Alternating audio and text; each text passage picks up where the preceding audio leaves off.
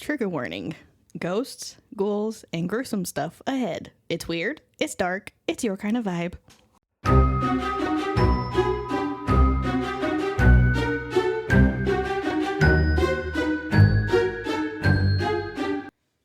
Welcome to Haunted and Homicidal, the podcast where true crime meets the paranormal. I'm Lauren. And I'm Courtney. Every week we uncover the terrifying, the twisted, and the totally unexplainable. Lock your doors and grab your sage. Because things are about to get haunted and homicidal. Hey guys, welcome back. What's up? It's been another busy week. Always a busy week. But you know what? We are getting way closer to Halloween, which I love. And the little witchcraft fair in New Orleans. It's in 2 weeks. Yeah. All I smell is those spices. It smells good. It does. Boneless pork ribs for dinner. A pizza for lunch. With caramelized onions and fire roasted peppers and garlic. Oh, it's going to be so good. And I got breadsticks. I'm so excited. And I'm hungry. Food! I haven't eaten today, so I'm hungry. You never eat. I know, but I'm hungry now. It's 1 o'clock, so I'm finally hungry. It's lunchtime. I'm hungry now. It's lunchtime. You're hungry. Cool. Okay, well, that's fun. I guess we will go ahead and get into our stories for the week. Alrighty. So I have the Pennhurst Asylum. Okay, I love a good asylum. Mm-hmm. I want to see what's up with that one we passed yesterday. See if they have any stories or anything. I can't even remember what was it Collins? I think so. Collins Asylum? I don't remember. All I said was sanatorium. I'll have to look it up. It's usually not good information. I meant to look it up when we got back yesterday, but I completely forgot. Yeah, I can't remember what it was. So, in Spring City, Pennsylvania, there once stood a corrupt mental hospital with a past so unethical that it has inspired some of Hollywood's most disturbing on-screen stories. For nearly 8 decades, the Pennhurst State School and Hospital operated under some of the most abhorrent. I don't know what I write sometimes. And vile conditions, which led to the institution facing controversy before closing its doors in 1987. Okay. So facts about the asylum. So it operated for nearly 80 years. Oh, wow. Until it was forced to shut down on December 9th, 1987, due to its long history of being understaffed, dirty, and violent. That's kind of the running total for sanatoriums, yeah. And you're going to love this. No, I won't. The former mental hospital was the inspiration behind American Horror Story Asylum. Mm-hmm. I do love that season. So I said you like that. Yeah, it's very, I can't think of his name. Very Peter Evans oriented. Yeah, yes. And you know how I feel about Mr. Peter Evans. You love yourself. I do so much. Tate was my favorite character. When he is all done up in the skeleton. Oh my fucking God. I cannot control myself with that one. I don't know why. I don't know what it is about it, but yummy. So today, the site of the hospital is now home to a museum that educates visitors on the dark history of mental health treatment and a controversial haunted asylum attraction. Okay. So, it was originally known as the Eastern Pennsylvania Institution for the Feeble-Minded and Epileptic. Pennhurst State School and Hospital earned a shameful reputation for its emotionless approach to treating the mentally ill. Yeah. So, the patients who lived there were trapped in inhumane conditions. So, the hospital was understaffed, and those who worked there lacked the necessary knowledge and expertise to care for the patients with these special needs. People of all ages enduring a wide range of medical and physical illnesses were forced to endure torturous experiments and developmental regression, and all within a putrid and depraved environment that no one would willingly choose to live in. I don't understand how places like this kept operating all over the country. I don't understand. It was founded in 1908.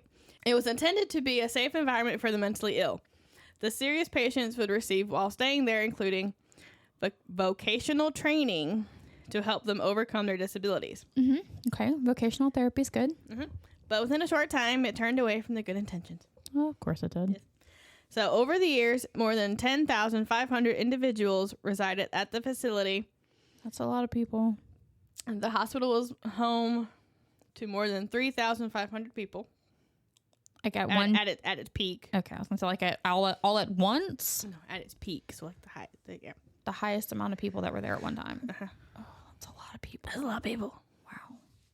And in the late 1940s, there was a growing public movement that challenged administrative practices at Pennhurst and other similar institutions. Media exposures showed the public the horrors of what was truly going on behind the scenes at Pennhurst. Mm-hmm. And then several years later, in 1968, a 5-part television report by a newsman in Philadelphia named Bill Baldini took a deep dive into the dire conditions at Pennhurst.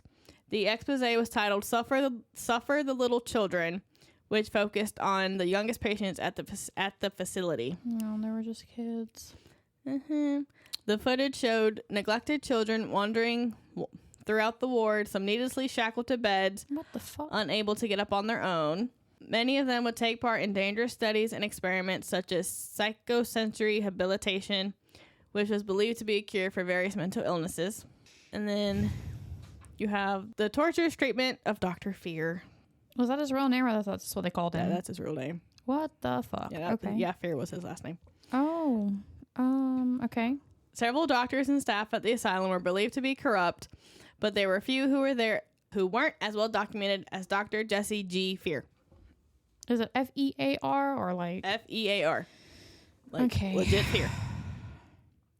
And the stories about the doctor were so vile that and horrific that he was the inspiration behind the character of Dr. Arthur Arden from The Nazi. from the American Horror Story Asylum. Yeah. The Nazi who Yes. did the experiments on the people. Yeah. Yes. Okay. Yeah, so that Gross. was so that was his inspiration. And Dr. Fear explained his abominable methods for behavioral correction in children just 2 years after he was acquitted for dispensing a dangerous drug to patients. He referred to the disturbing practice as downgrading and explained that it was a form of punishment designed to offend the dignity of patients with behavioral issues by placing those with normal IQs in wards designated for those who are profoundly mentally challenged. What? Yes. He was like, let me put normal people and like see how that with mentally challenged people and see how they all react with each other, apparently. Okay. Probably not the best idea. Yeah. His purpose was to cause those patients to suffer from a sense of ridicule and isolation, humbling them into submission. Taking a child who was troublemaker at the hospital and forcing them to endure cruel exploits from their peers, causing extreme mental anguish as well as developmental regression. Gross. Yes. He was also known to use obscure devices when punishing misbehaving patients. It's been said that he would administer the most painful injection available that wouldn't do any real harm to the patient. The doctor... And he callously stated that the patient really hit the ceiling over that. Okay. That's a quote from him. For that cruel act, he only faced a 30-day unpaid suspension from Pennhurst. Bruh. Yeah.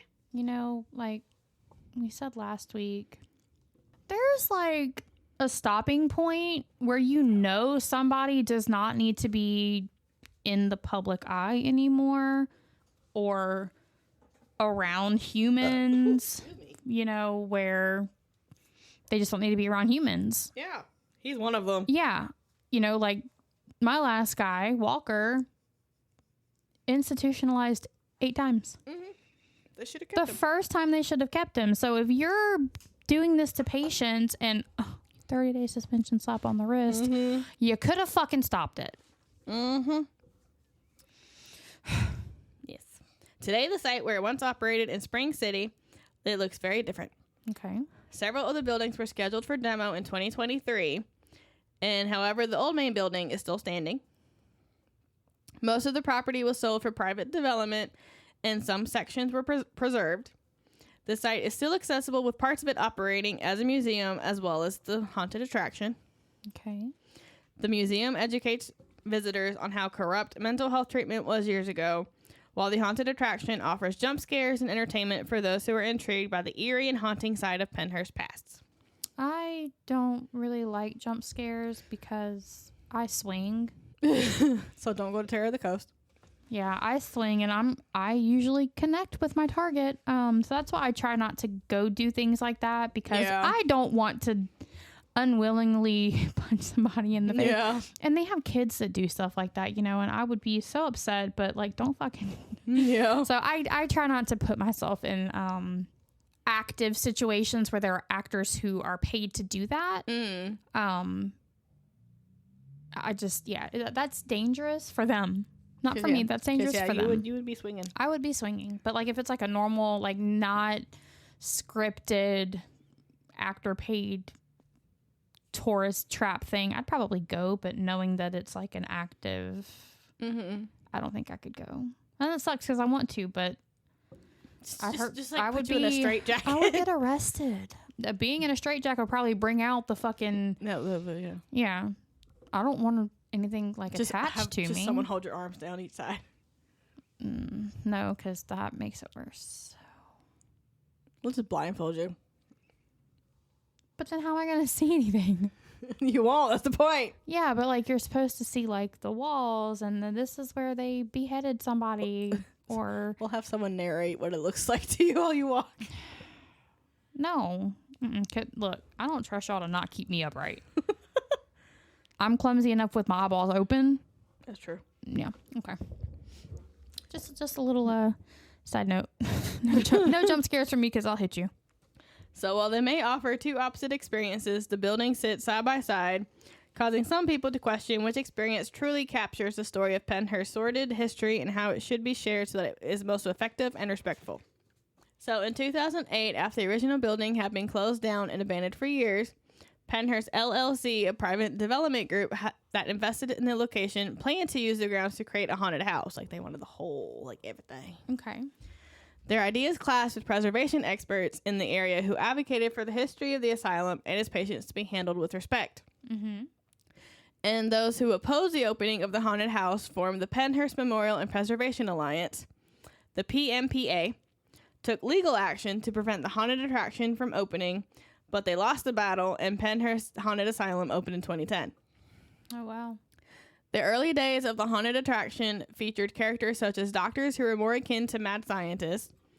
The fictional staff members and the portrayal of the disabled patients were exaggerated versions of the real thing. It was a minor nod to Pennhurst's dark history. However, members of the PMPA felt that their over-the-top antics were highly disrespectful to the patients who lived at Pennhurst. Okay, yeah, I can see that. So in 2017, new owners took over Pennhurst LLC, and they had a different version for what the haunted asylum could be. The new owners and general manager had personal connections with those in the disabled community. They wanted to reinvent the attraction in a way to honor the patients while still catering to those who enjoyed the speaking, harmless fun of the haunted house. So out of respect, they changed many of the features of the attraction and hired a group of performers with disabilities to work at the haunted house, giving them full creative control. Oh, I love that. I know. I love that. So in this new storyline twist, the disabled performers take on the role of the haunters, who conspire to take control of the asylum and lock up the fictional corrupt doctors and nurses, as well as the patrons who are taking the tour. Oh. Well, okay. Yeah. So while many of the original buildings from the Pennhurst State School and Hospital are no longer standing, the structures that are still there have now been converted to the attraction. And according to staff, the actors portraying creepy characters are not the only ones who provide the jump scares and feelings of dread within the haunted house. Okay. Multiple ghost sightings and encounters have been reported from the places where people are permitted to go, as well as parts of the building where only staff is allowed. So if you visit Pennhurst, it's very likely you will see some typical ghost activity. People have witnessed the usual supernatural happenings, such as seeing shadowy apparitions in dark corners, watching colorful orbs of light float around, and objects moving without anyone near them. Lighting and electronics have been known to malfunction. Trip lines will go off without anyone being around, and some of the props have moved on their own. Some have documented images of ghosts and photos, especially in the basement where no one's allowed to enter. Okay. And then you have the playful child in the hallway. Oh, I don't like that. Staff members have recalled seeing and hearing spirits as well as being touched by them. One man who used to work at the attraction was in the long hallway in the old administration building waiting for customers to arrive. The hallway was full of dark fog in preparation for the haunted tour, so the man could not see clearly in front of him, but he was certain that he was completely alone in the hallway. Suddenly, he felt someone hugging him from behind, and the force was so strong he felt as if he was being pulled backwards. He turned to see that there was no one around. A few minutes later, when another worker joined him, he mentioned what had happened to him. She told him about the ghost of a little girl who loves to play with people in the hallway and loves to give hugs. That's just creepy, though. Yeah. Like, you feel something hug you. Like, I mean, it sounds cute in theory, but, like... That's creepy. When it really happens, like, no, thank you. This little girl isn't the only spirit who can be found in the old administration building. There's also a much darker entity that haunts the day room. It's been said that he is not very nice at all and has been known to lock unsuspecting people inside lockers. Okay, so he's a bully. Yeah, he's a bully. Visitors and staff claim to feel a very heavy and unsettling feeling as they walk inside the room whenever that spirit is present. So it's somebody that peaked in high school because he's shoving people in lockers. Mm-hmm. And now, my favorite show. Lauren's least favorite person. Ghost Adventures. So, season 3, episode 1. They did one on Pennhurst. So, a lot of this is going to be, at first, like, interviews they had with people. And then the investigation. Sorry, my leg, like... I was like, you good? My leg good cramped. I was like, I was going to smile, but then my leg cramped, and I was like... Ugh. I was like, I don't know what's going on over there. Yeah, no, my leg cramped. I just moved it, and I was like, okay, I'm going to smile back, and then that happened, so... So, sitting on over 100 acres of land. Oh, damn. And vast, and all the buildings are connected by underground tunnel system. So how many buildings are actually left? Because you said they were set for demo. And that was like the museum. You and know, then, it never actually told me how many buildings were left. It doesn't? Okay. But from the video, so from the Ghost Adventures. The tunnels are still there even if the buildings aren't. Yeah, so from Ghost Adventures, it looked like a pretty good amount still left. Because it did. I mean, was that from before 2023? Because you said the demo was set in 2023. Yeah, this was before, because this is like their earlier episode. Because this is season 3, so this is like early for them. Okay, so yeah, so there might not be as many left now that there were in the episode. Yeah. Okay. Yeah, so they interviewed Greg Perman, who was a former Pennhurst employee. Wait, like the actual hospital employee? Yeah. So they interviewed like actual like Pennhurst employees. Hold on. Because this was from when? It was shut down in 89 or 87? 87. Okay, so episode what? Season 3, episode 1. So this aired October 30th of 2009. Yes. It's been almost 30 years. Yes. No, 20 years. 20 years. I can't count. Yeah, wow. Okay, so this episode is 20 years old, so... Okay, I was wondering because, like, I would feel like the people who were alive in their 40s at that time might not be recent enough, but it's been 20 years, so okay. Yeah, so they interviewed like a employee, people like security that are like now. They interviewed a former patient, the president of the memorial. They interviewed Bill Baldini, and then like other like investigators who went. Okay. All right, so Greg Perman, who's a former Pennhurst employee, he said if someone had a child with a mental disability, everyone would say to put that child away and get on with your life. So pretty much anyone who had a child they just throw them in there. I can attest to that. Unfortunately, that is something that happened in my family tree line. On my grandpa's side of the family, one of his cousins, uncles, somebody in the family, like within the last couple of generations, had a child with Down syndrome, and they called her a mongoloid idiot and put her away. Yeah. Yeah. So he said. So and that was probably before this time. Yeah. Because she was probably maybe in her 20s or 30s by the time I was born, and I'm almost 40. So, Yeah, because they would have like babies and yeah, and she was, like I said, she was born with Down syndrome, and they called her a mongoloid idiot, which is what they referred to people with Down syndrome at that time. And I'm pretty sure they put her away because they didn't know how to deal with her at that time. You know, these were new diseases, not new, but not as well researched and studied and controlled as they kind of are today. Yeah. And that was what they said, you know, put them away, put them where somebody that knows what they're doing can deal with them, you know. And you hope they know what they're doing. Right. They don't tell you, or they weren't telling you at that time. You can raise a fully functioning child with Down syndrome. You can teach them to read. You can teach them to write. You can teach them to cook. Some of them, you know, live on their own and do their own thing. There are some that are, look, I love Down for Love on Netflix. It is a dating show for people with Down syndrome. Oh. It's called Down for Love. Oh, they have love on the spectrum. I love that one too, but that one's autism. Sometimes they have Down syndrome people on that one, but this one is specifically for people with Down syndrome, and I love it so fucking much because it's showing you the other side to these chromosomal disorders that people don't normally see or think that, you know, it's like, oh, well, you know, they're never going to be able to do this, but here they are. Yeah. Having kids, raising kids, living on their own, having jobs, budgeting their balance. You know, it's incredible. I love that little show. It's a fucking adorable. I love it. Aw. And he said they would have 100 people in a room. Like 100 people to a room. Because they didn't have space. They had so many people. Yes. How did everybody sleep?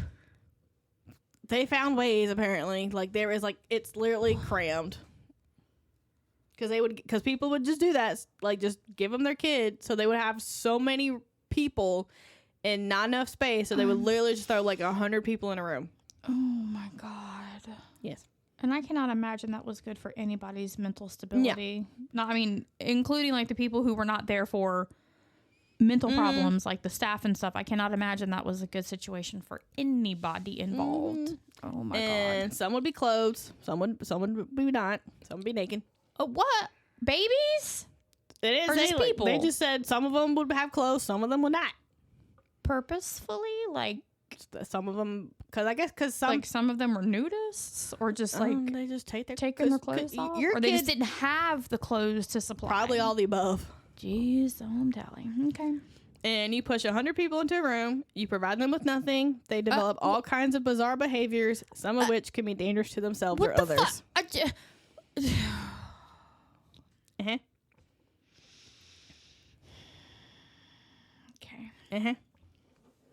And then daily expenditure here in 1968 was half of what they were paying for the large animals at Philadelphia Zoo. I'm sorry.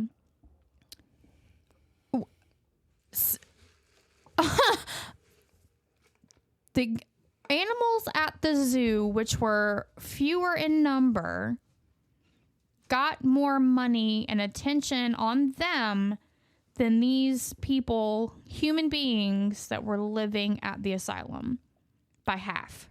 Zoos spend $7.15 per day on their wards. Pennhurst can only afford $5.90. 80% of that pays administrative costs at the institution, which leaves 75 cents to provide for the disabled. Are you fucking kidding me? Nope. I don't disagree with animals being treated better than humans because animals are greater than humans. They are better than humans, and I will die on that hill.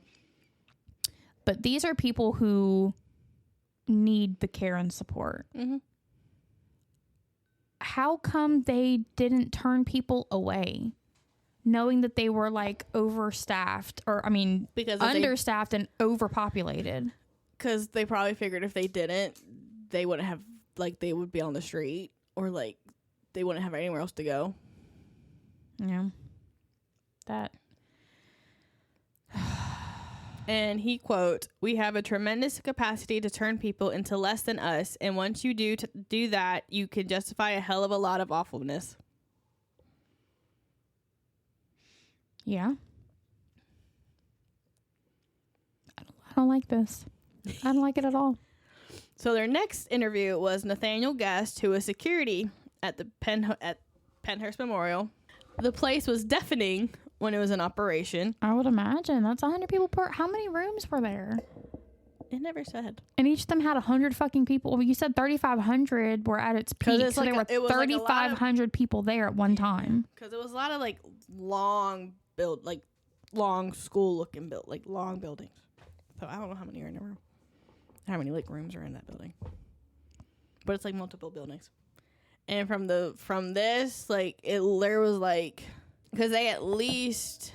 Did they segregate people, like children from adults, children from teenagers, or were they just kind of like? I think it's all like they had like sections. So like they had babies and like little the adolescent ward and the adult ward. Yeah, because when they did the investigations, they at least did maybe 6.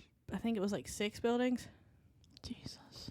When they did the investigation, with several rooms, and you can imagine each of these rooms because they did a room in like each building. That is just because they didn't do all the buildings. They just did like the main big ones. Yeah. So when Zach asked him why he said it was deafening, he says screeches, screams, and spooky noises so loud that you couldn't hear yourself think. Okay. And he said many people lost the will to speak, their voice lost in the noise, and they withered away. And people did not get better at Pennhurst. Yeah, I wouldn't think so. So then they interviewed Betty Potts, who was a former patient. So she came to Pennhurst when she was 8 and put her through kindergarten. She had a lot of trouble when she was in school. She screamed a lot, had tantrums a lot because of things she didn't like. And she remembers being tied down to the bed and being put in seclusion. No. And she would bang her head on the wall as a way of getting attention. Poor baby. And then they interviewed Dr. James Conroy, who was co-president of the Pennhurst Memorial. Mm-hmm. And he quotes, "We were supposed to be taking away their freedom so we could teach them skills to learn how to live alongside the rest of society. Instead of treatment, we gave them harm." Yeah. So for nearly 20 years when he visited this place, when it was filled with thousands of people in this spot, so when they were like doing the interview, they were on like a bridge going like towards Pennhurst, like right outside it. He said all you could hear was screaming from all the windows. And then when it closed in 1987, he said it was super silent and it gave him chills. It gives him chills. Oh, God. Because, like, he was so used. Because, like, the minute you pull up, you're hearing screams. Yeah. So he heard that for, like 20 years. And then the day it closed, like, it was dead silent. He's like... Where did everybody go when it closed? It never said. So they either got... transferred to other hospitals? So they probably got transferred to other hospitals. Okay. And then, because he was only 21 when he first came to the place. Oh, God. So he was in his 40s when he left. Mm-hmm. And it had 3,000 people in it. He came when it had 3,000 people? Like at the peak of its... Okay, wow. Uh-huh. Yeah, because over 10,000... Because by the end of it, there was like over 10,000 people. And about half never left. Jesus. And so Zach asked him to pick a place that has a lot of dark energy. And he said, in my lifetime, I couldn't pick a more likely place than the whole entire hospital. Well, like, so Zach asked him, like, if this was a place with, like, a lot of dark energy, or, like, if you think someone, like, another, like, place. In the building. Not, like, no, like, in general, like, so, like, if he said, so if Pennhurst has a lot of dark energy, or, like, let's say another asylum had like a lot of dark energy, or like so he basically said this place is it. Yeah, this is it. And then Conroy said, we found out the average person who lived here in 1978 would get an average of 3 minutes per year of psychiatric treatment. Oh, what? I mean, they have so many people that only apparently get 3 minutes each. And then we found hundreds of people on toothbrushing programs who had no teeth. We found a lack of services. What? What is a toothbrushing program? So Zach asked him. So Zach was like, "Well, like, what do you mean? Like, they had no teeth in like a toothbrushing program?" So, the first offense for biting someone would be some kind of behavioral treatment as an attempt to teach the person not to bite. Okay. But after 1 or 2 more biting incidents, teeth were pulled. No. And there's a dentist chair over on the other side of the campus of where they were at, where every tooth was pulled from hundreds of people's heads. No. And so they go and look for this dentist chair, and he shows them where the dentist chair is. No. Absolutely the fuck not. Teeth freak me the fuck out. That the tooth fairy, not a thing in my house. Fuck no. Teeth freak. No. Fucking no. Yes. No. So he said by the time they got there, by the time he was there, hundreds of patients had nothing but gums. No. I don't like that. I don't like that at all. For like many reasons, but I don't like that at all. Mm-hmm. That makes me nauseous. Like my stomach is turning right now. And then and then Zach asked if there was sexual abuse there. Oh, and obviously. he said absolutely, constantly, every night. I would think so, yeah. And Zach was like, by patients or the staff? And he said both. Yeah, I would think so. And then he asked him which building he thought had the worst energy attached to it. And he said the Quaker buildings and the tunnels underneath them. It's known for having the most difficult people to handle, which was the Quaker building. So like their most difficult patients they would have in that building. Okay. So he said that had the worst energy. Okay. So then they interviewed Bill Baldini, the one who brought all that to light with the news interview. Right, the reporter guy. The reporter guy. So he was a news correspondent working for a CBS station in Philadelphia. And he was in absolute shock when he saw what was going on. And he quotes, "The children who are rotting in their cages, cribs, and beds can thank society for their dreadful plight. They went into one ward. There was 80 cribs, 80 people who could not walk. There were cages, flies, and feces, and there's only 2 people to take care of them. For that ward, there was only 2 of them." Okay. And he asked the people, he said, some of the kids are 3, 4, and 5 years old. How come they're not walking? And the reason was because they didn't have enough people to go into the closet to put the mattresses on the floor so they can learn how to crawl so they can walk. So they didn't walk for 5 or 6 years. Okay. That's... okay. The horrific conditions remained hidden for society until 1968 when Baldini did a series of reports that blew the lid off Pennhurst. Good. That man is like a fucking hero. Not all heroes wear capes. So back then, mental retardation was considered you were mentally ill. Mm-hmm. And they were like mental retardation and mental illness are separate. If they didn't know what to do with you, then when you were mentally ill, they will send you up with the mental retardation people. Like they would just put everyone together. Yep. And then, so he gave an example. He was like, if you're a pyromaniac, so a young kid was a pyromaniac, had an IQ of maybe 110 or 115. Okay, that's higher than average. Yeah. So they would put him with kids who had lower IQs. And he said the pyromaniac became a predator. Because he was manipulative and knew that he could control the lesser intelligent people. Yeah, so when he heard that when Zach heard that from Baldini, that's when he asked Conroy, like, was there sexual abuse here? I mean, I could imagine that's just a given. I mean, there's sexual abuse in those types of places now. I mean, a couple years ago, a female patient who had been in a coma for 15 years ended up pregnant and had the baby. Mm-hmm. Yeah. So that happens. It's disgusting, but it happens. Even now. So Sarah, who was an eyewitness, she was in the Whitman building, which is the infirmary building. Mm-hmm. So she was walking down the hall into the operating room, and at the time they didn't hear anything. So, and then when she went back and listened to the tape, you could hear someone throwing up violently in the background. Oh, God. She said it wasn't any of them because you can see everyone's feet in the video. They're all walking, and then you can hear someone vomiting in the background. But they didn't hear it while they were doing the tour. Okay. And then, so after he interviewed her, Zach and Nick and Aaron are walking around, and they hear a very loud bang. Zach and Nick go inside to investigate the building where they heard it. And on the second floor, they found a desk flipped over with fresh marks in the dirt, sawdust on the floor. So, like, it was like a desk, like, kind of like this. Mm-hmm. Cut that part off. Yeah. And it's like that super heavy, like, old school, like, the metal desk. Metal, yeah. And they found it flipped, like, on its side. So, like, these back 2 legs were off the ground. Yeah. And that sucker was heavy because they like even tried to like to see how heavy it was. That sucker was heavy. And so then like the dust marks were from it being upright, and then now they were disturbed because it had fallen over. It's crazy. And then they interviewed Jean, if I say your name wrong, I'm sorry. Sheikhian. Oh, sure. Okay. Yeah, we'll go with that. So he was the Pennhurst property manager / security. And so he takes them to the tunnels. And then so even when because they're doing the interviews in daylight. And he said the tunnel was so dark, they need flashlights. Even during the daylight? Even during the daylight. Okay. And Gene does not like going the tunnel system alone. He's he said, I refuse. You know how I am in like a regular tunnel with water over it? Ain't no way.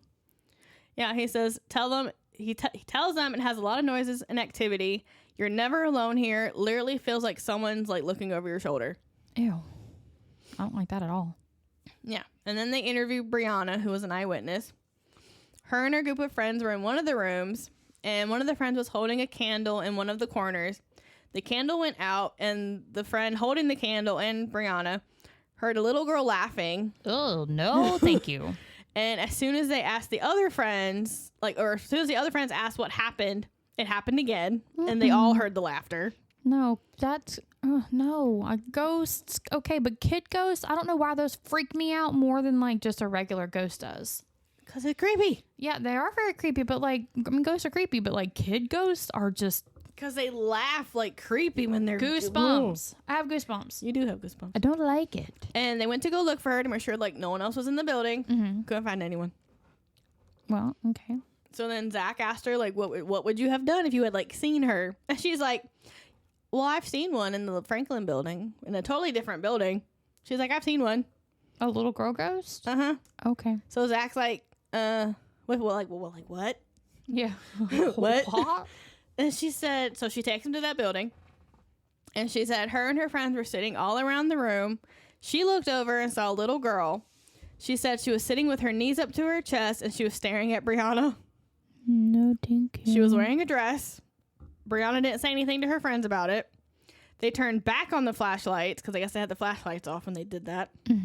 And the rest of the time, they felt terrible. They felt like they'd been thrown down flights of stairs and were really, really depressed. Oh, no. And so she apparently got the administration building tattooed on her back. Why? Was she under the influence of ghosts? That, or because it had, I guess she felt such a connection to that building that she had it tattooed on her back. Okay. And well, to each their own, I guess. And Zach was like, that's deja vu, because when they did another investigation at another area, a chick had the building tattooed on her back in the same spot. Why would you just get like a random ass building tattooed on your back? Okay. Yeah, it was some factory that she had tattooed on her back. Okay. Yeah, so so when he saw Brianna's, he was like, when they did, I can't remember what the actual factory's name was, but when they did that investigation of that factory, one of the witnesses was like had that on her. Had it same exact spot. That's so weird.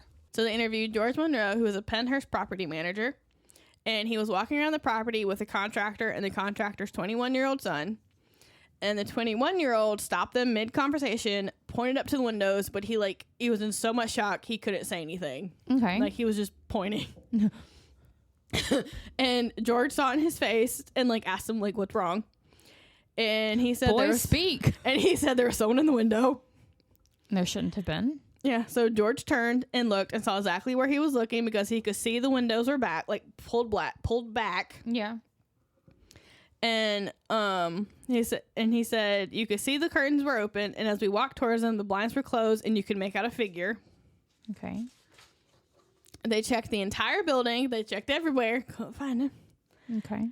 And so Zach's like, well, let's go check out the window. So they go upstairs to the window. The curtains are covered with a heavy metal wire mesh. You can't get to the window. You can't get to the curtains. Okay. And so it freaked George out because he was like, because they didn't go look at the actual window. Yeah. So he didn't realize that you couldn't even get to the curtain. Okay. Well, I mean, yeah. And then there was like a figure there. So like, what the fuck? Yeah. So it really freaked him out because when Zach pointed out, because when Zach would like, he's like, wait, you can't get to the curtain. Right. Because it's like window, curtain, mesh, window. Yeah. And he's like, hello. So they call the contractor's son to come see, and the dude was like, what? I'm sorry, what? Because he was like, the curtain was open though. The curtain was pulled back, like it moved. Yeah. He was like, yeah. So it really freaked him out. I would have been freaked out too. Yeah. So now the investigation. After all their little interviews. So Zach, Nick, and Aaron start the investigation in the secret tunnel. And they're secret tunnels. And they wear masks because of the high level of asbestos. Oh, no. So they're all wearing masks. Mm-hmm. And because it's so dark, Nick trips over a chair and cuts himself. Oh, no. Because it's so dark. Now he has to go get a tetanus shot. Well, yeah, Zach asked him, you have your tetanus shot lately? So they get him all bandaged up. So then they continue. So they start in the Mayflower building. They pull out the EMF detector and base reading of 0, about 72 degrees. So they sit there and say, hey, we're not here to like cause you harm and like all this stuff. We're here to like comfort you and like be there. And it spikes to 2.7. Okay. And so they ask, do you like us being here? And they get, go away. Go away. And they asked if anyone wanted to speak into the recorder, and they all heard a very chilling little girl's voice with their own ears. Mm-mm. And they captured a voice on the recorder with another voice. So they get hello from little girl. No. And then they get a man's voice going, what are you doing? Hello. Oh, I'm helloing. What are you doing? So then the temperature went up to 82 degrees and then started dropping 10 degrees. So they believe it's the little girl since they got the voice. So they pull out a doll and tell her it's for her. So they leave it on the floor. Okay. And so they head upstairs to where Brianna had heard the laugh of a child. They capture unexplained footsteps. Nope. And so they ask, did you run up here like to follow us? Yeah. They capture more footsteps and clattering around. And they set up their static night vision cameras. And so while they're in the Mayflower building, Nick's camera audio captures Get Out. And then 20 minutes after they left the area, so after they left the Mayflower building, go to the next building, the static night vision captured what sounds like a man breathing, followed by unexplained noises and a door closing. Okay. And then when they go back to the tunnels to like set up their cameras, they hear a very loud bang. What was that bang? Nick talks on the recorder. You hear an unexplained female voice and a man voice saying "sweet." But when I was watching it and like the way he says "sweet," he's like "sweet." Like he says it really weird. That's great. So they set up 2 night vision cameras in the tunnels. And then 15 minutes and 30 seconds after leaving the tunnels, after they left the tunnels, the first camera captures an eerie, unexplained female scream. Okay. No, like legit scream.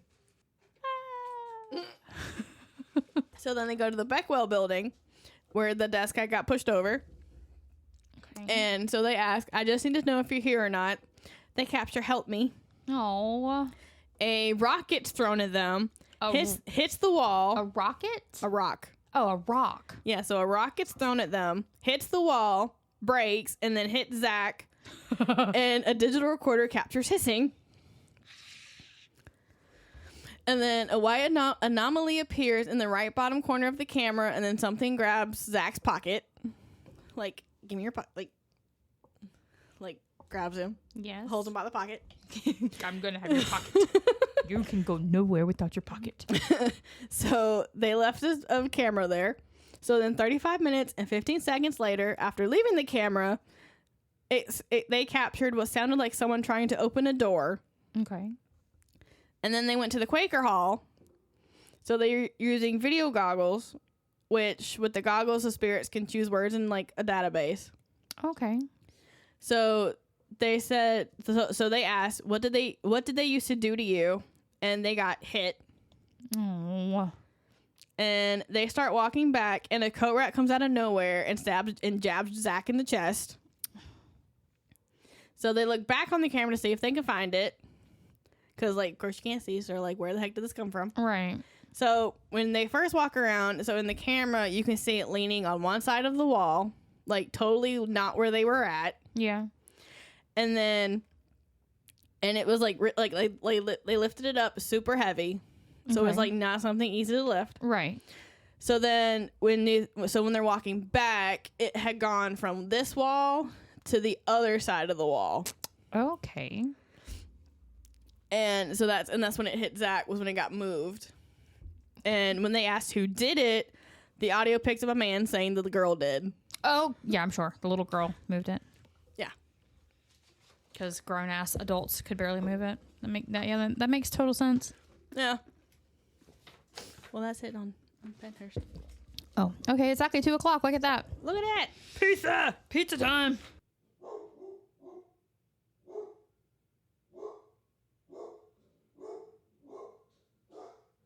Misha ASMR.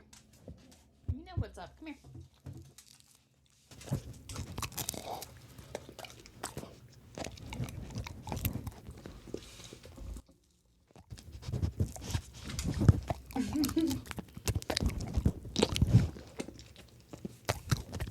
Yes, good girl. That's some good bites.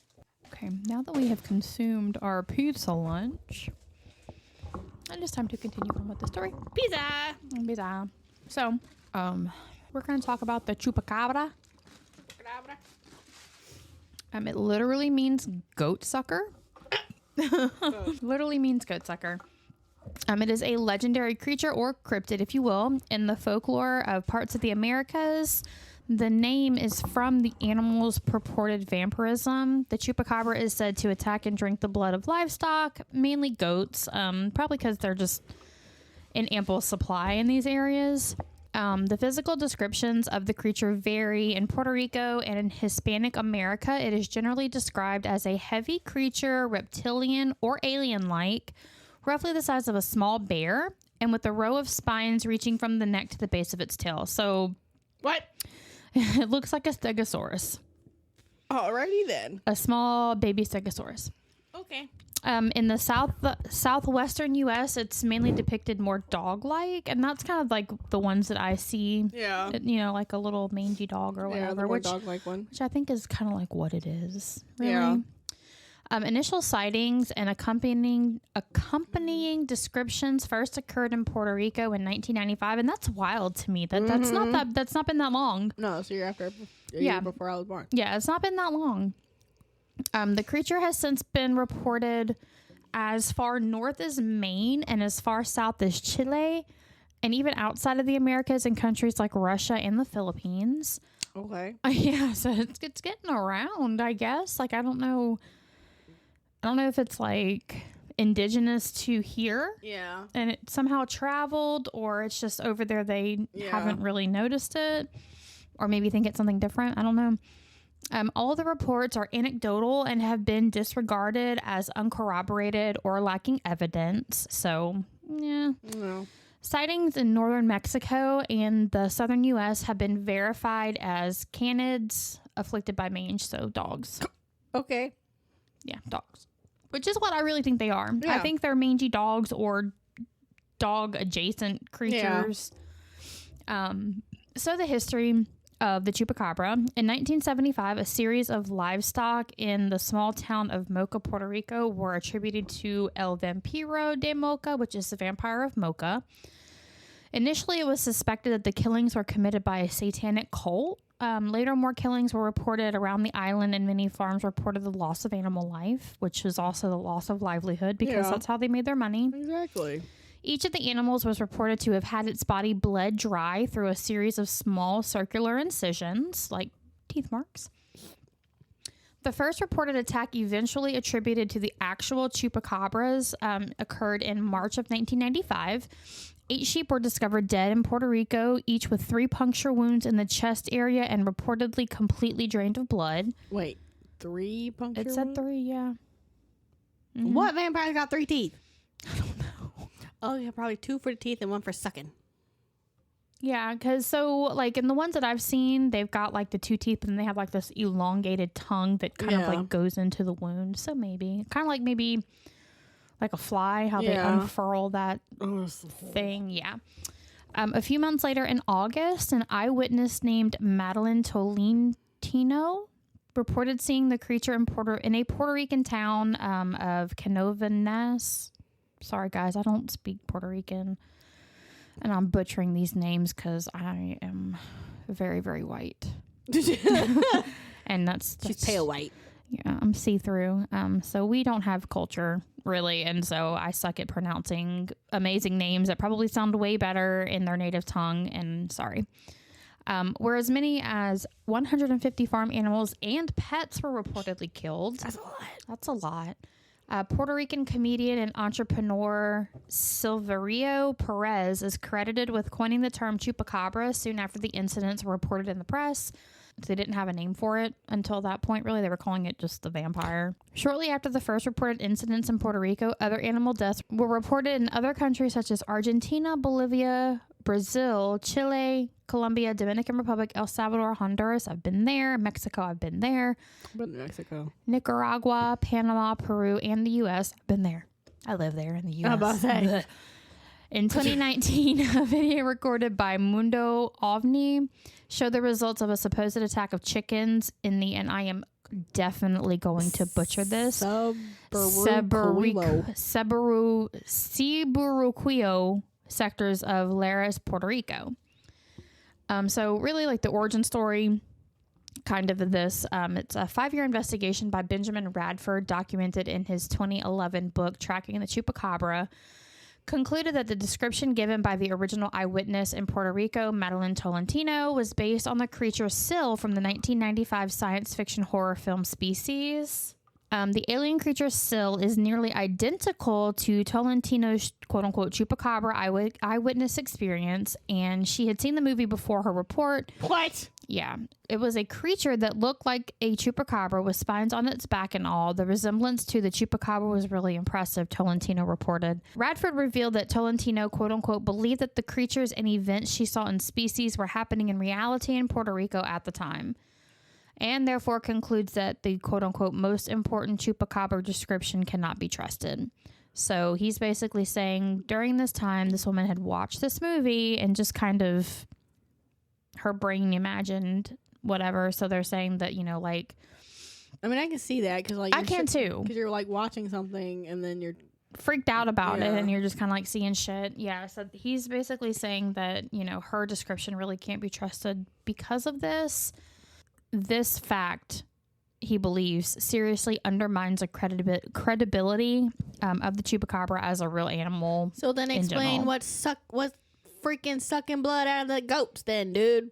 So they don't, it eventually turns out that they're like not sucking the blood, they're just drinking the blood. Vampire pets? I don't know. I still think it's a dog with mange. Yes. The reports of blood sucking by the Chupacabra were never confirmed by a necropsy, the only way to conclude that the animal was drained of blood. So there's no proof that the animals were drained of blood because they never did a necropsy. Okay. It was just assumed. Dr. David Morales, a Puerto Rican veterinarian with the Department of Agriculture, analyzed 300 reported victims of the Chupacabra and found that they had not been bled dry. Okay. So there's the answer to your question. Okay. Yeah. Radford divided the Chupacabra reports into 2 different categories. The reports from Puerto Rico and Latin America, where animals were attacked and it's supposed that their blood was extracted, and then the reports from the U.S. of mammals, mostly dogs and coyotes with mange, that people call Chupacabra due to their unusual experience, which is honestly what I feel like the Chupacabra actually is. In 2010, the University of Michigan biologist Barry O'Connor concluded that all of the Chupacabra reports in the U.S. were simply coyotes infected with the parasite Sarcopetes scabiei, which is basically mange. Okay. whose symptoms would explain most of the features of the chupacabra. They would be left with little fur, thickened skin, and a really bad odor. O'Connor theorized that the attacks on goats occurred, quote unquote, because these animals were greatly weakened, so they were going to have a hard time hunting. So they may be a force to attack livestock because it's easier than running down a rabbit or a deer. Yeah, because livestock is usually concentrated in a fence. Yeah. They're in a fence. They can't really go anywhere. Both dogs and coyotes can kill and not consume their prey, either because they are just inexperienced or due to some kind of injury or difficulty in killing the prey. The prey can actually survive the attack and die afterwards from internal bleeding or circulatory shock. That's kind of terrible. Yeah, so I mean, it seems like these animals were attacking the livestock, but they weren't really good at it. Yeah. And they weren't dying quick enough, or something spooked them off, and so they didn't get to have their meal. Yeah. The presence of 2 holes in the neck corresponding with the canine teeth are to be expected, since this is the only way that most land carnivores have to catch their prey. So the puncture wounds are consistent with carnivores, basically, like the spacing and like the structure of the wound. There are reports of stray Mexican hairless dogs being mistaken for chupacabras. Those dogs are so cute. Aww. They're adorable. So the most common description of the chupacabra is that of a reptile-like creature said to have leathery or scaly greenish-gray skin and sharp spines or quills running down its back, just on its back. So it's like a fucking hedgehog, but only spines and quills down its back. Yeah, it doesn't sound great. That's gross. It is said to be approximately 3 to 4 feet high and stands and hops in a fashion similar to that of a kangaroo. What? Yeah. Okay. Can you imagine? Like, this thing just fucking hopping at you, and it's got like shit on its back. It looks like a hyena with mange. Has sharp spines on its back, and it's jumping at you like a kangaroo. Nope, we're not going outside. Like, and I never saw that like there were any reports of it like attacking people. I don't care. I'm staying inside. Just livestock, just like cows and sheep and stuff, goats. This description was the chief one given to the few Puerto Rican reports in 1995 that claimed to have sighted the creature, with similar reports in parts of Chile and Argentina following. Another common description of the chupacabra is of a strange breed of wild dog. This form is mostly hairless and has a pronounced spinal ridge, unusually pronounced eye sockets, fangs, and claws. This description started to appear in the early 2000s from reports trailing north from the Yucatan Peninsula, I've been there too, northern Mexico, and then into the U.S., becoming the predominant description since then. Now, here's the thing. When you have a sick or emaciated animal who can't properly hunt, their spine looks protruded. Mm-hmm. Their eyes look sunken in. So this just seems to me that it's like a sick animal trying to feed itself. Unlike conventional predators, the chupacabra is said to drain all of the animal's blood and sometimes organs, usually through 3 holes in the shape of a downward pointing triangle, like the shape of a canine, but sometimes through only 1 or 2 holes. Again, it was found that these animals were not lacking all of their blood. Yeah. So it's just a rumor. The chupacabra panic first started in 1995 in Puerto Rico. Farmers were mass reporting the mysterious killings of various livestock. In these reports, the farmers recalled 2 puncture wounds on the animals' carcasses. Chupacabra killings were soon associated with the seemingly untouched animal carcass, other than puncture wounds, which were said to be used to suck the blood out of the victim. Again, we kind of explained that earlier. The animal may not have died right away, and the predator may have been spooked, and left without eating it. Reports of such killings began to spread around and eventually out of the country, again, reaching areas like Mexico, Brazil, Chile, and in the southern areas of the United States. Most notably, these areas experience frequent and extremely dry seasons. In cases of Puerto Rican reports of 1995 and the Mexican reports of 1996, both countries were currently experiencing or dealing with the aftermath of a severe drought, which again affects wildlife. You have animals that are dependent on, flora and fauna, which don't grow when there's no water. Exactly. So the carnivores that were eating the smaller animals that were eating the flora and the fauna are not eating that anymore because they're dying. So they're having to go out of their normal... They need more food. Yeah, they're going out of their normal environmental realm and attacking because they got to eat. We all have to eat, right? Exactly. Like we just ate pizza. Yeah. Investigations carried out in both countries at the time noted a certain dramatic violence in these killings. What? They were like... I'll explain. Okay. Like I just said, these environmental conditions could provide a simple explanation for the livestock killings. Wild predators using their usual prey to drought, therefore being forced to hunt the livestock of farmers for sustenance. So, like I said, they are just doing what they've got to do. They're having to hunt outside of what they normally hunt because these smaller animals are dying because they don't have their stuff that's reliant on water, wetness. Yeah. So, again, I just think it's a mangy dog. Or dog adjacent, some kind of hyena breed, something that, something canine-esque. So thus, the same theory can be applied to many of the other Chupacabra attacks that have been reported. The dry weather created more competitive situations for the native predators, leading them to prey on livestock to survive.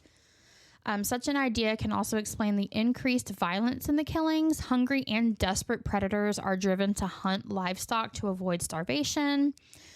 Because animals, they think about two things: surviving and procreating. Yes. That's like their two main goals. Yes. So they're going to try to feed themselves and keep themselves alive. Keep their bloodline alive, because they are not just hunting for themselves. They have a family. Yeah, that makes sense.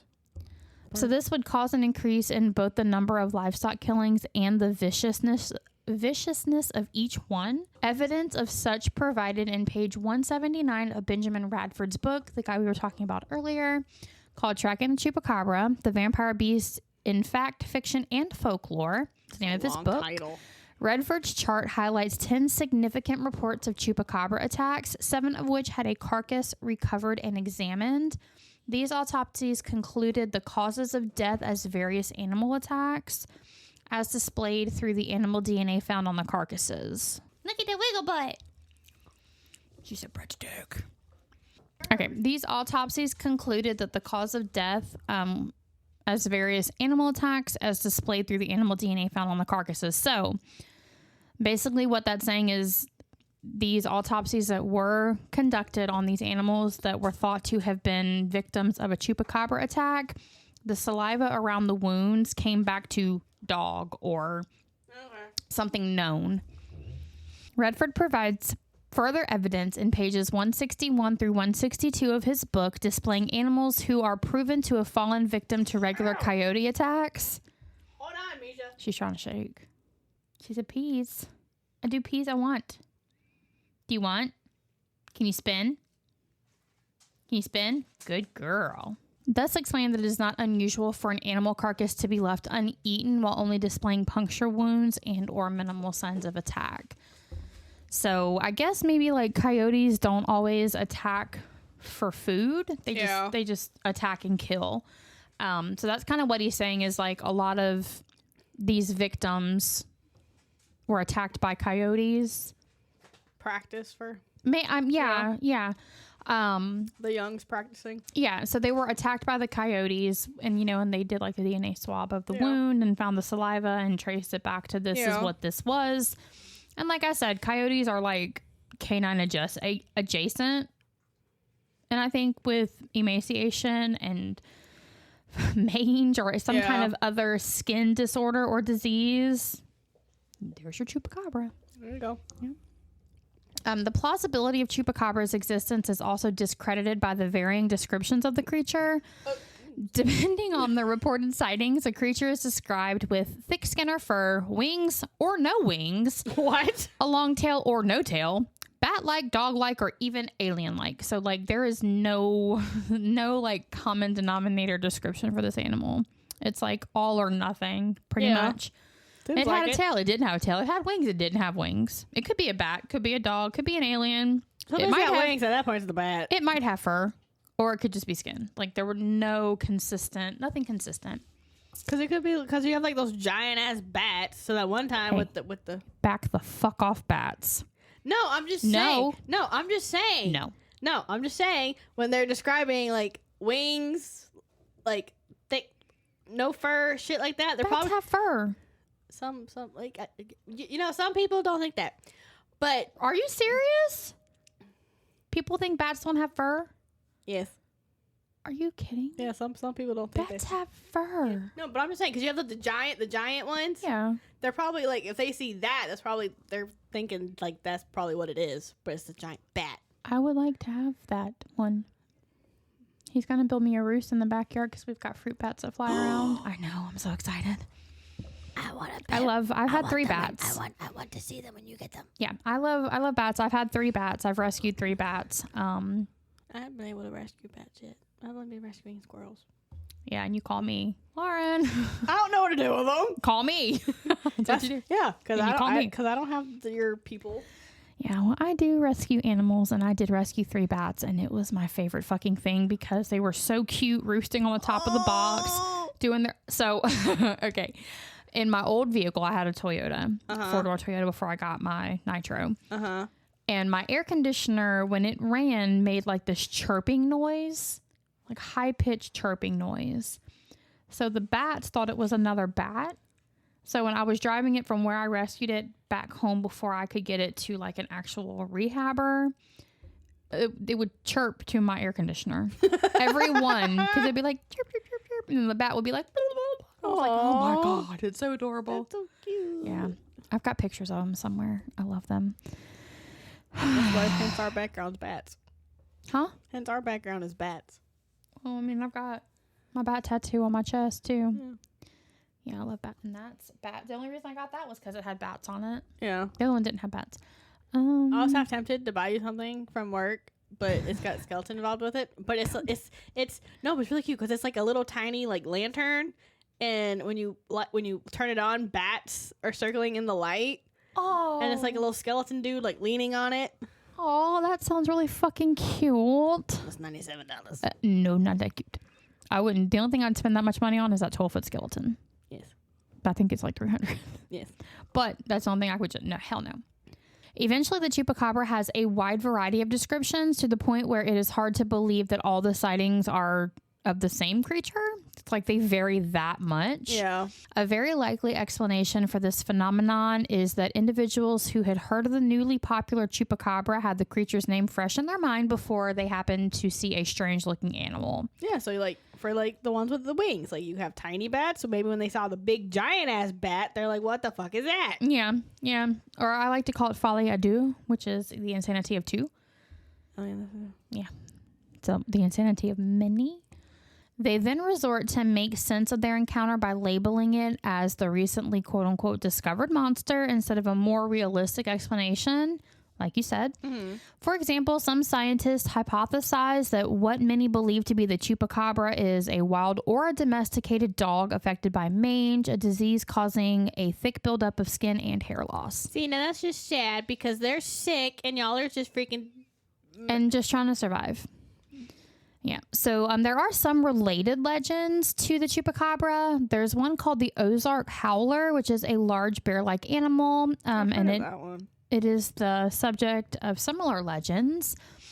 I'm going to mispronounce this because it is... Puchins. It's not an American name. The Puchins? Puchins of Chile also share similarities in their supposed habits, but instead of being dog-like, they are described as winged snakes. No. That'd be cool. I like snakes, so this legend may have Far away, I do. Far away. Far no, away. I want a snake. I want a snake so bad. I used to have. See, if I know they're there, I'm okay. But if they're just like they pop up. no. It spooks me when they pop up because I'm like, are you venomous?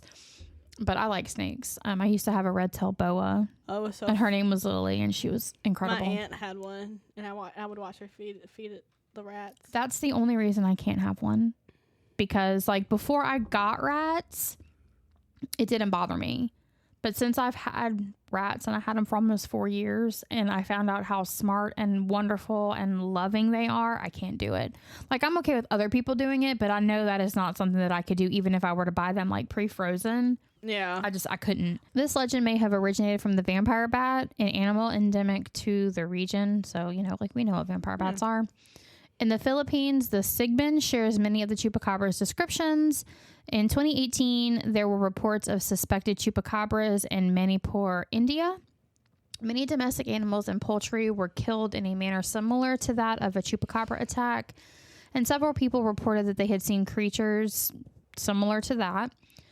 Forensic experts opined that street dogs were responsible for the mass killings of domestic animals and poultry after studying the remnants of a corpse. So similar to what was in Puerto Rico, they did like the testing and it came back to dogs. Street dogs got to eat too. Right. Because no one else is going to feed them and give them a home. So there are some personal encounters. Many reported sightings of the Chupacabra exist, with accounts describing it as a canine-like creature, often with severe mange, and in some earlier instances as a winged or bipedal monster. Wait, what's bipedal mean? 2 feet. Okay. We're bipeds. Oh, okay. Yeah. Okay. Thank you. While many alleged Chupacabra carcasses have been identified as other animals suffering from diseases, personal stories from eyewitnesses continue to fuel the legend. So again, it's like canine-like creature sightings in North America. They're dogs who want homes. Yeah. Since the Chupacabra legend arrived in the continental U.S., many sightings have been described as a hairless, dog-like beast, often identified as a dog, coyote, or raccoon suffering severe mange. In Box Springs Mountain, California, in 2017, Carl Schucker described seeing a Chupacabra on his property that was, quote unquote, 2 feet or more longer than the biggest coyote you've ever seen. He reported the creature as hairless and pink with a toothy snout and a rat-like tail. The fuck? If you would think of a hairless dog, they have like a rat-like tail. There's no hair on it. And it had no teeth. Yeah, I didn't think about that. Or it had teeth. It was a toothy snout, so it had like teeth. It was like, Oh, yeah. Now take the hair off the tail. Yeah, they do have rat like that. Yeah. Educator. Dang, Misha. Yeah, right. Educator MJ Bunt also saw a similar creature in the same area, describing it as having the ears of a deer, long snout, no hair, tail like a rat, and long hindquarters. So, giant dog. Pretty much, it's a really big dog, not a German Shepherd, a fucking Great Dane. Those are big. In Houston, Texas in 2019, a man shared a photo of an unusual hairless animal wandering near Richmond Avenue and Highway 6. Though it was likely a dog or a coyote with mange, some onlookers said it resembled the legendary creature. And in Zephyr, Texas in 1995, a Reddit user recalled a sighting from about 30 years ago near Zephyr, Texas, in which they saw a creature run toward their car. They described it as being the size of a wolf, but with the shape of a hyena, the speed of a cheetah, and running mechanics of a jackrabbit. What? Yeah. The witness and a friend saw the creature, which they have no reasonable explanation for. Wait, what do you mean running mechanic? How does a jackrabbit run? Very fast. Rabbits run fast. Oh. So, like, instead of running on all fours, yeah, like a dog, rabbits run like 2 and 2. So they just they're very quick. Okay. Yeah. So the winged bipedal creature of Puerto Rico. Initial sightings in Puerto Rico in the mid-1900s describe a different type of creature, one that was bipedal with wings or spikes. Some witnesses in Puerto Rico describe the creature as resembling a quote-unquote large ape or a quote-unquote vicious monkey. I mean, you make the monkeys mad, man. They come for you. I know they do. We made that one mad in Belize. He was angry. We just wanted to give him a banana. He just like, fuck that banana. Yeah. Canovanas, Puerto Rico, 1995. Following a rash of livestock deaths, many Puerto Ricans reported sightings of a 3 to 5 foot tall bipedal creature. Accounts describe it as having large black or red eyes, bat-like wings, fangs, and either scales or quills covering its body. And then a personal story from Puerto Rico. An anonymous individual on the Princeton University website shared an account of hearing their dog bark at a neighbor's chicken coop. Through a window, the person watched as the chickens fell silent. The eyewitness then described seeing a creature that matched the public description of a chupacabra at the time. It ran away after staring at the witness. That's it? That's it. That's it? That's it. So he was eating the chickens and he saw the neighbor and he was like, sup. That'd be kind of creepy. And then he was like wiping his mouth with the feathers. And then he that'd hauled be ass. honestly kind of creepy though if it just turns and stares at you while it's murdering chickens. Yes. The Mocha vampire, which is the predecessor to the Chupacabra. Before the 1990s, a similar cryptid known as the Mocha vampire was rumored to be attacking animals in Puerto Rico. And then, of course, Mocha, Puerto Rico, 1975, Maria Acevedo reported seeing a strange supernatural bird land on her roof. She said it pecked at the rooftop and let out a terrifying scream. Like, peck, peck, ah!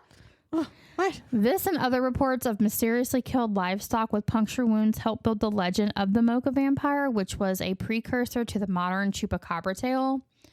I think that one is the creepiest one I've heard. Yeah. Just a large fucking bird, unknown bird, landing on the roof, pecked at it, and then fucking screamed. Yeah. Because, like, what if they start pecking at it hard enough to put a hole in your roof? I don't even care about that. The scream is what bothers me. Like, and then what if start pecking again, scream, peck, peck, until they get in your house. Yeah, like, what if he is summoning Yeah. his He's friends? like, ooh, this house. No, I don't like that. So, obviously, there is, like, a lot of media coverage of the Chupacabra. Good golly. A lot. A Chupacabra is referred to in the 2009 novel Drive Your Plow Over the Bones of the Dead. Okay. The debut album by Imani Coppola is titled Chupacabra. In Indigenous 2014, the Chupacabra is the main antagonist. The myth of the Chupacabra is mocked in a 2012 episode of the cartoon series South Park titled Chupacabra, in which anti-Semitic main character Eric Cartman claims to have seen a Jewish Chupacabra that kills children on Easter. Alrighty then. I hate South Park. So, anyway. The Chupacabra was included as one of several vinyl figurines in the Cryptozoic Entertainment's Cryptkins blind box toy line in 2018. A redesigned series of figurines, including an updated Chupacabra, was released in August of 2020. The search for a Chupacabra was featured in the 1997 The X-Files episode El Mundo Gira. I think I saw that episode. He's watching The X-Files right now. He's like going through all of them. My dad watches it sometimes. Chupacabra was the title of the mid-season finale of season 4 of the supernatural drama television series Grimm in 2014. I don't remember that one. Teen Titans Academy, a DC Comics book, has a bat-like metahuman called Chupacabra, whose alter ego is Diego Perez, named in honor of George Perez, the artist that initially illustrated the Teen Titans. In a 1999 episode of Futurama, features a monster called El Chupanibre. I remember that one. I think he was like a wrestler. Oh.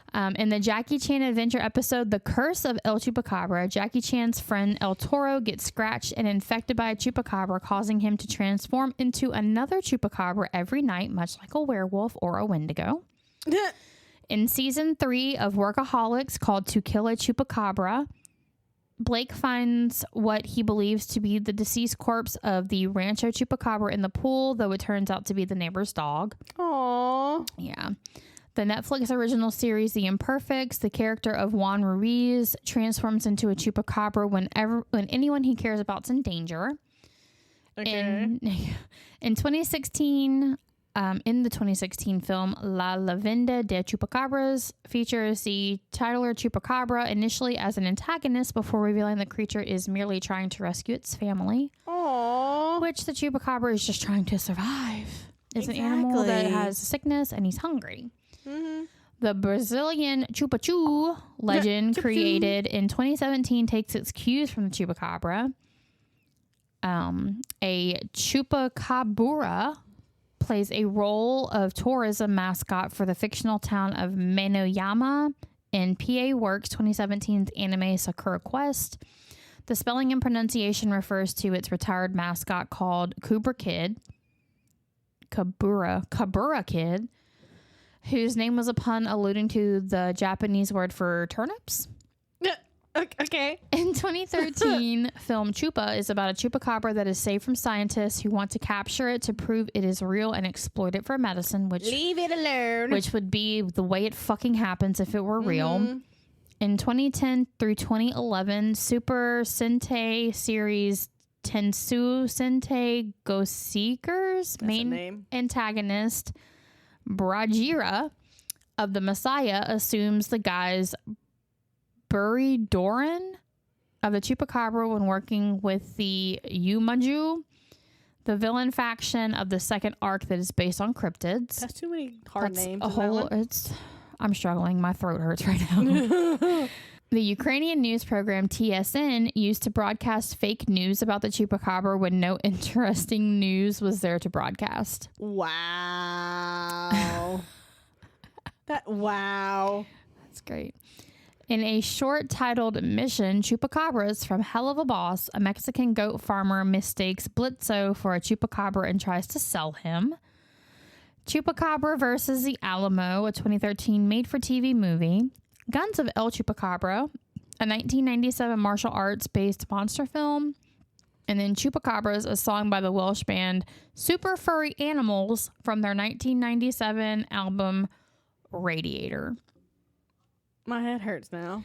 I mean, there's like a lot more. I think maybe there was a Supernatural episode possibly. I'm not sure.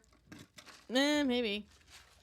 But that's a Chupacabra. That's just a fucking coyote or a dog with missing fur. Who just wants Trying to survive. He's just trying to eat. He's hungry. He doesn't feel good. Wants to give him a home. Yeah, he's hungry. He doesn't feel good. You know, he's just trying to survive. That's all. That's all for today. So thank you guys for listening. We do appreciate the support. As always, you can find us on Facebook, facebook.com/hauntedandhomicidal, on Patreon, patreon.com/hauntedandhomicidal. We have different tiers set up with goodies that we are planning for the future. Yes. T-shirts. We'll put pictures of those a couple weekends from now when we actually wear them. Tumblers when they get done. Lots of other cool stuff. And then, of course, you guys can reach us at hauntedandhomicidal@gmail.com. We would love to hear from you, even if it's just like to vent or bitch or tell us we're pronouncing stuff wrong. Help us learn how to pronounce it properly. Because we try, but they're hard. And even if we write them down phonetically, for some reason our brains are just like mush and we can't figure it out. Yep.